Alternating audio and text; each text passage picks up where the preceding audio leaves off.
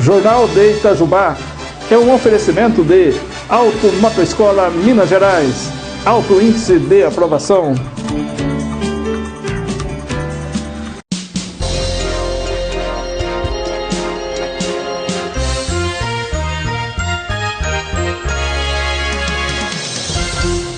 Boa noite, web espectadores da TV Itajubá.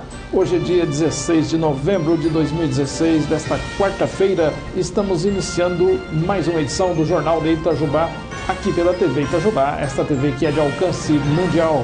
Vamos às manchetes do dia de hoje. Barranco interditado no bairro Vila Isabel volta a oferecer perigo de desabamento. E chuva causa alagamentos e queda de energia elétrica em Belo Horizonte. O FMI vê recuperação lenta no Brasil e alerta para riscos à frente.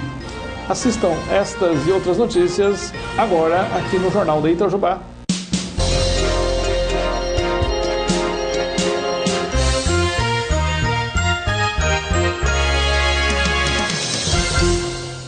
E com o início do período de chuva, é sempre bom precaver, principalmente em pontos que oferecem riscos de desabamento na cidade.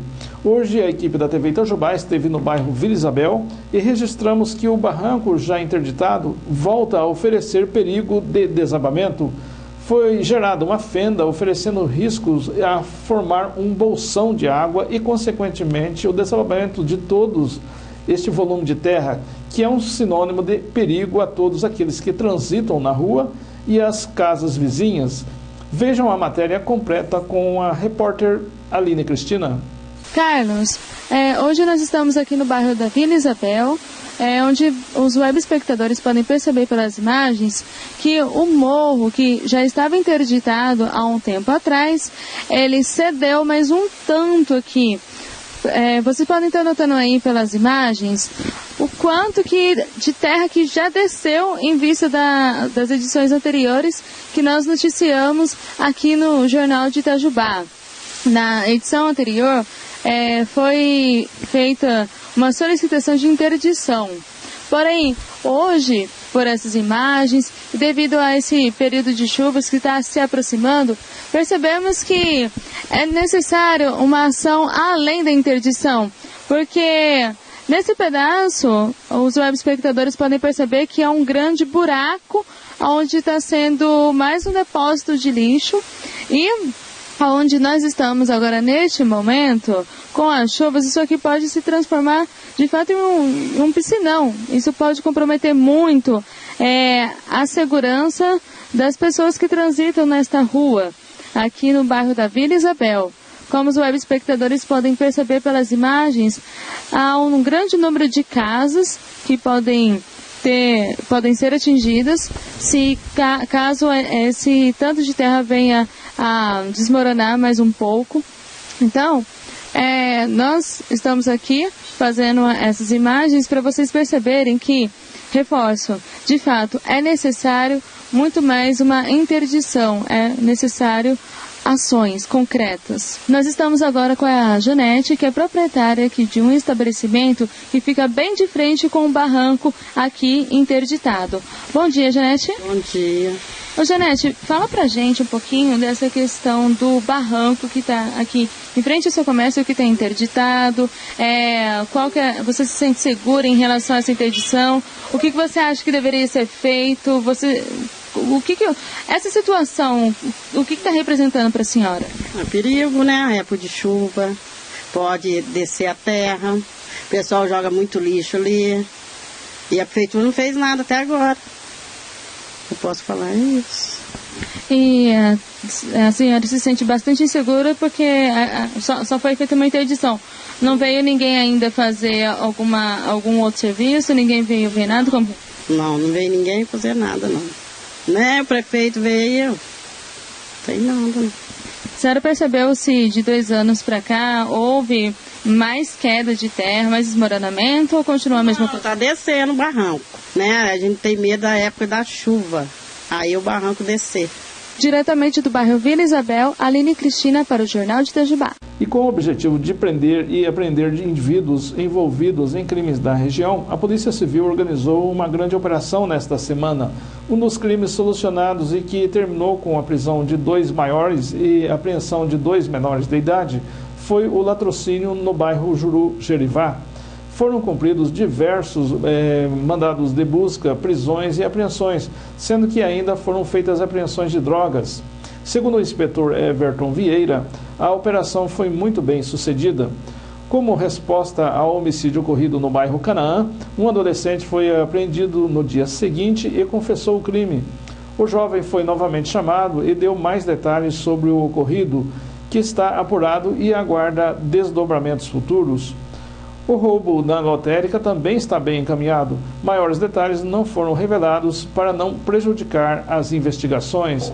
Os 2 suspeitos pelo homicídio no bairro Morro Chique já foram identificados e presos, sendo que os mesmos confessaram o crime. A entrada de novos policiais civis possibilitou a rápida investigação dos crimes e também a rápida resposta que pode ser verificada. No próximo dia 20 de novembro, novos policiais serão nomeados e a delegacia está esperançosa de ser novamente contemplada.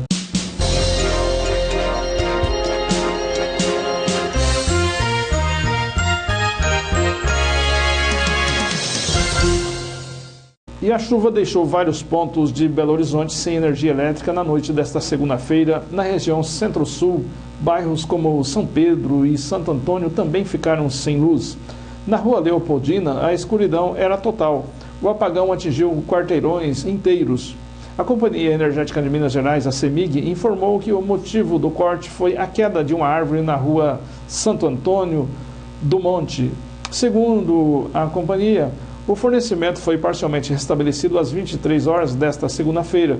Nesta manhã, por volta das 11 horas, cerca de 100 consumidores ainda estavam sem luz, conforme dados da CEMIG. Durante a noite, em alguns pontos era até difícil ver os prédios. Alguns trechos da Avenida do Contorno também foram atingidos. A queda de energia também deixou semáforos desligados. No cruzamento da Rua Carangola com a Avenida do Contorno, os carros tinham que atravessar com cuidado para evitar acidentes. Na esquina das ruas Gonçalves Dias com a Ouro Preto, no bairro Santo Agostinho, a água da chuva inundou uma galeria, que acabou transbordando bem no meio do cruzamento. No bairro Cruzeiro, o asfalto cedeu na Rua Cabo Verde e abriu um buraco com cerca de 1 metro de profundidade. No fim de 2013, uma cratera se abriu nesta mesma rua depois de uma forte chuva. 3 prédios tiveram que ser interditados na época. A rua foi sinalizada para alertar os motoristas e pedestres. De acordo com a Defesa Civil, a responsabilidade pelo reparo do buraco é da Companhia de Gás de Minas Gerais, a Gasmig. Segundo a empresa, a chuva retirou o asfalto da pista no local e a previsão é que o buraco seja tapado nesta quarta-feira. Na Avenida Antônio Carlos, perto do viaduto São Francisco, postes de iluminação ficaram apagados. Ainda segundo a CEMIG, devido à chuva contínua, a queda de árvores tem ocorrido com falta de energia em pontos espalhados da região metropolitana de Belo Horizonte. O serviço tem sido restabelecido à medida que as reclamações dos consumidores são recebidas. E os professores da Universidade Federal de Minas Gerais, a UFMG, entraram em greve nesta quarta-feira em protesto à proposta de emenda constitucional, a PEC, que limita os gastos públicos. De acordo com o Sindicato dos Professores das Universidades Federais de Belo Horizonte, Montes Claros e Ouro Branco, a APU-BH, a expectativa é que a maioria dos docentes do campus Pampulha e das unidades da Avenida Alfredo Balena e do interior do estado suspendam as aulas. Segundo o professor Carlos Barreira Martinez, presidente do sindicato, a greve foi decidida em assembleia na última sexta-feira. Ele contou que os serviços oferecidos à população serão mantidos e explicou que a paralisação vai até o dia da votação da PEC no Senado. Servidores técnico-administrativos do campus da Pampulha iniciaram a greve há mais tempo, assim como os alunos que estão ocupando vários prédios da universidade. Segundo a APU-BH, ainda não é possível saber qual o índice de adesão. Nesta tarde vai ser realizada uma assembleia na reitoria da UFMG.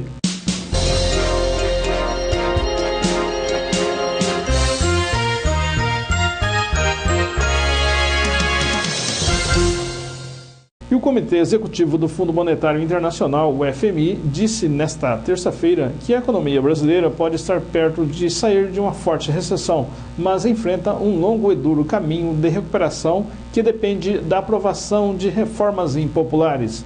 Os diretores elogiaram as medidas de controle das despesas apresentadas pelo governo, como a PEC do teto de gastos, mas destacaram a necessidade de medidas complementares como a de uma reforma da Previdência para a consolidação fiscal, para garantir a estabilidade macroeconômica. O FMI está ainda mais pessimista, com uma projeção de expansão de 0,5% no próximo ano. Para 2016, a estimativa é de queda de 3,3%. Após 2 anos seguidos de queda na economia, as projeções feitas pelo Fundo para a Economia Brasileira seguem as mesmas feitas em relatório de outubro. Para o Fundo, as perspectivas para o Brasil ainda estão sujeitas a riscos como incertezas políticas decorrentes da evolução das investigações de corrupção e da desaceleração do crescimento nos países emergentes, especialmente a China, o que tem provocado queda nos preços das commodities e trazido condições financeiras mais apertadas.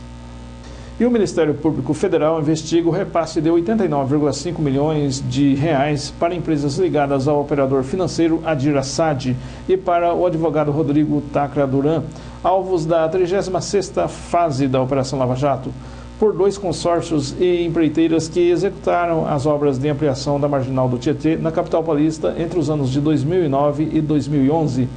Os repasses constam de relatórios anexados pela Procuradoria da República em Curitiba no pedido de busca de prisões que embasaram a ação da Polícia Federal, batizada de Dragão. A força-tarefa da Lava Jato atribui a Assad e a Duran o papel de operadores financeiros especializados na lavagem de capitais de grandes empreiteiras. A obra, que ampliou as pistas da Marginal, foi resultado de um convênio entre o governo de São Paulo, na época comandado pelo atual ministro das Relações Exteriores, José Serra, e a Prefeitura na gestão de Gilberto Kassab, atual ministro de Ciência, Tecnologia, Inovações e Comunicações do governo Michel Temer. Os consórcios Nova Marginal Tietê, Delta Engenharia e Sobrenco e Desenvolvimento Viário, EIT e Ingesa, foram contratados pela estatal paulista Dersa, responsável pela licitação por um valor total de 816,9 milhões de reais. Os repasses considerados suspeitos pelos procuradores foram feitos diretamente para 3 empresas ligadas à Assad e para um escritório de advocacia de Duran. Alvo de mandado de prisão na 36ª fase da Lava Jato, Duran não foi localizado e foi incluído na lista da Interpol como foragido. Assad já estava preso na capital paranaense desde agosto por ordem do juiz Sérgio Moro. Ele foi investigado também na Operação Monte Carlo, em 2012, por relações com a Delta e Carlos Augusto de Almeida Ramos, o Carlinhos Cachoeira. Formado pela Delta e Sobrenco, o consórcio Nova Marginal Tietê recebeu ao todo 360 milhões de reais para a execução do lote 2, que previa a abertura de vias da Ponte das Bandeiras no centro até a Rua Ulisses Cruz, perto do Parque do Piqueri, na Zona Leste. O consórcio repassou 37 milhões de reais para a Legend Engenheiros Associados, empresa ligada à Assad. Já o consórcio de Desenvolvimento Viário ficou responsável por obras em 18,32 quilômetros, considerando os 2 sentidos da via entre a ponte da CPTM e a Ponte das Bandeiras. Para isso, recebeu 456,9 milhões de reais da Dersa.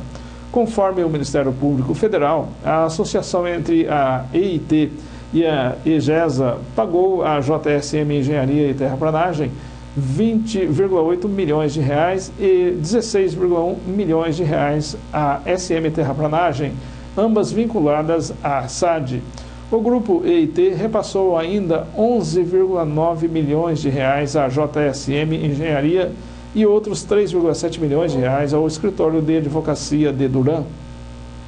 A Força Tarefa em Curitiba investiga se os pagamentos efetuados pelos consórcios e por empresas líderes estão relacionados a desvios na obra na Nova Marginal.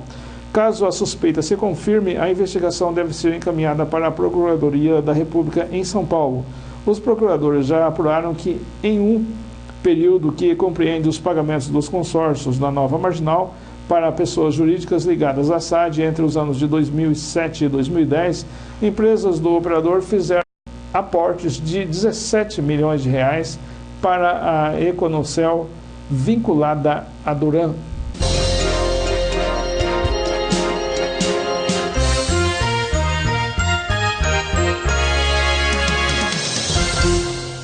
E agora vamos conferir os dados da economia de hoje.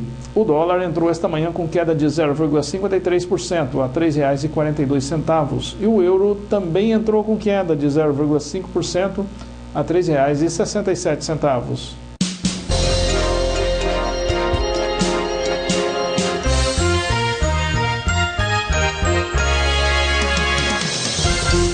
E agora vamos conferir a previsão do tempo para Itajubá e região para amanhã. Então amanhã Itajubá deve amanhecer de sol, com aumentos de nuvens pela manhã e pancadas de chuva à tarde e à noite. As temperaturas variam com mínima de 19 graus e máxima de 31 graus. Neste momento está fazendo 24 graus. E a umidade relativa do ar está a 88%. E chegamos ao final da edição de hoje do Jornal de Itajubá, aqui pela TV Itajubá, esta TV que é de alcance mundial. E se você preferir assistir o Jornal de Itajubá de uma maneira compacta, você pode assistir através da nossa vitrine. A vitrine é aquela primeira tela que aparece quando você entra na TV Itajubá. Então lá nós temos uma versão compacta do Jornal de Itajubá, que tem uma duração de 2 minutos aproximadamente, né? E para você que quiser assistir na íntegra, aí você ou clica no vídeo do compacto ou você clica aqui do lado, né? No Jornal de Itajubá. E assim vai funcionar também para todos os programas. Todos os programas terão versões compactas na vitrine e a versão na íntegra você vai poder conferir clicando nos ícones do lado. Ok? TV Itajubá sempre está inovando para você, para chegar mais perto de você, para ficar mais fácil para você assistir. A TV Itajubá é uma TV de alcance mundial. Boa noite e até amanhã.